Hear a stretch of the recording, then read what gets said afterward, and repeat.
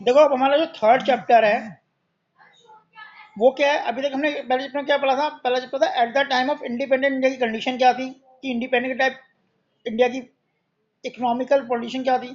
फिर हमने अगला पढ़ा 1950 से लेकर 1990 तक, जब देश आज़ाद हो गया, इंडिपेंडेंट हो गया, तो उन्होंने कौन सी पॉलिसी फॉलो करी। उनके मेन क्या था, उन्होंने मेन उनका पर्पज था कि प्राइवेटाइजेशन, प्राइवेट सेक्टर को कम से कम कंट्रोल करना, पब्लिकली सेक्टर में, पब्लिक सेक्टर के बाद अधिकतर पोषण होना चाहिए। उन्होंने इस तरह की पॉलिसी बनाई, कई बिजनेस में रिस्ट्रिक्शन लगा दी, इंपोर्ट सब्सटीट्यूशन अप्लाई किया कि भाई बाहर से देश नहीं आएगा, देश खुद प्रोडक्शन करेगा। ठीक है, उनमें हाई टैरिफ टैक्स लगा दिए, उनका कोटा फिक्स कर दिया। इन शॉर्ट ये कोशिश की गई कि हर चीज अपने देश में प्रोड्यूस की जाएगी और वो भी पब्लिक सेक्टर के हाथ में, गवर्नमेंट के कंट्रोल में रहेगी।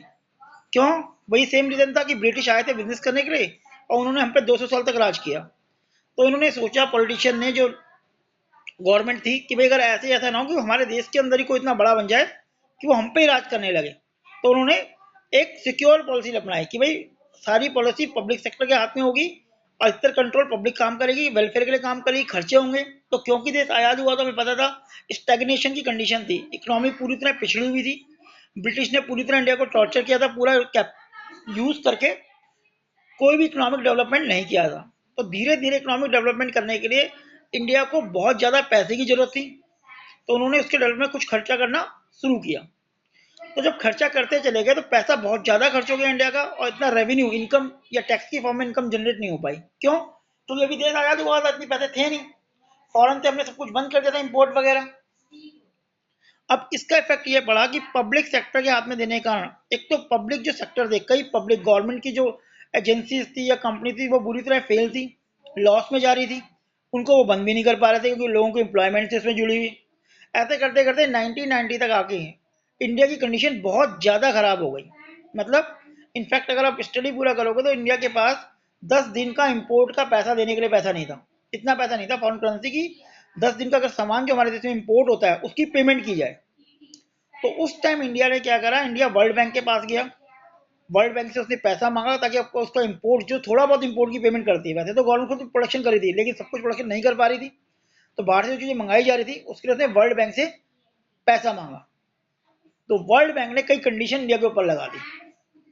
ठीक है, इंडिया को अपना गोल्ड रिजर्व रखना पड़ा, कुछ पैसा नहीं था तो गोल्ड होता है कंट्री के पास, तो वो गोल्ड उसने वर्ल्ड बैंक के पास गिरवी रखना पड़ा। और गोल्ड बैंक के, वर्ल्ड बैंक ने जो कई कंडीशन ऐसे लगा दी कि भाई तुम्हें जो है अपने अपनी सिक्योर पॉलिसी लगा रखी है, इसे खोलना पड़ेगा, बाहर के देशों को अपने देश में आना पड़ेगा, उनके बिजनेस को स्टैब्लिश करना पड़ेगा अपने देश में, इंपोर्ट को बढ़ावा देना पड़ेगा, टैक्स को कम करना पड़ेगा।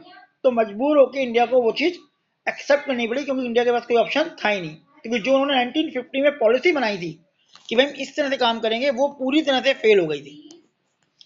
तो 1951 में मनमोहन सिंह वगैरह ये थे, इन्होंने फिर डिसाइड किया भी नई इकोनॉमिक पॉलिसी लाई जाएगी, और उसी पॉलिसी को, न्यू इकोनॉमिक पॉलिसी को 1991 की पॉलिसी कहते हैं, न्यू इकोनॉमिक पॉलिसी 1991। उसके मेजर जो कंपोनेंट थे वो थे, इसे LPG कहते हैं, लिबराइजेशन, प्राइवेटाइजेशन और ग्लोबलाइजेशन। ये तीन मेन फीचर थे न्यू इकोनॉमिक पॉलिसी थे। तो इस चैप्टर में यही पढ़ेंगे भाई लिबराइजेशन में क्या हुआ, प्राइवेटाइजेशन में क्या हुआ, ग्लोबलाइजेशन में क्या हुआ, इस न्यू इकोनॉमिक पॉलिसी के बेनिफिट क्या निकले, इसके ड्रॉबैक क्या थे, नेगेटिव पॉइंट क्या थे, वो इस चैप्टर में आएंगे। तो ये न्यू इकोनॉमिक पॉलिसी लाने की जरूरत क्या पड़ेगी भाई, हम पॉलिसी तभी तो चेंज करेंगे, जो पॉलिसी हमने फॉलो करी वो पूरी तरह फेल हो गई। अगर देश को चेंज नहीं करता तो बहुत ज्यादा क्राइसिस आ तो गए थे और ज्यादा आ जाते। तो इसलिए 1991 में नई इकोनॉमिक पॉलिसी लाई, जो कि 1990 तक की पॉलिसी के बिल्कुल अगेंस्ट थी। उससे पहले की जो पॉलिसी, उसकी बिल्कुल रिवर्स पॉलिसी फॉलो की गई है। वर्ल्ड के सारे कई देशों को यहाँ पे बिजनेस देना अलाउड किया गया। तभी जो हम आजकल देखते हैं कि भाई बहुत सी कंपनियां, चाहे पिज्जा हट को ले लो या कोई डोमिनोज ले लो या कुछ भी ले लो, फॉरेन की कंपनी हमारा बिजनेस कर रही है। ठीक है, अब देखते हैं पढ़ते करके कि पॉलिसीज थी क्या क्या।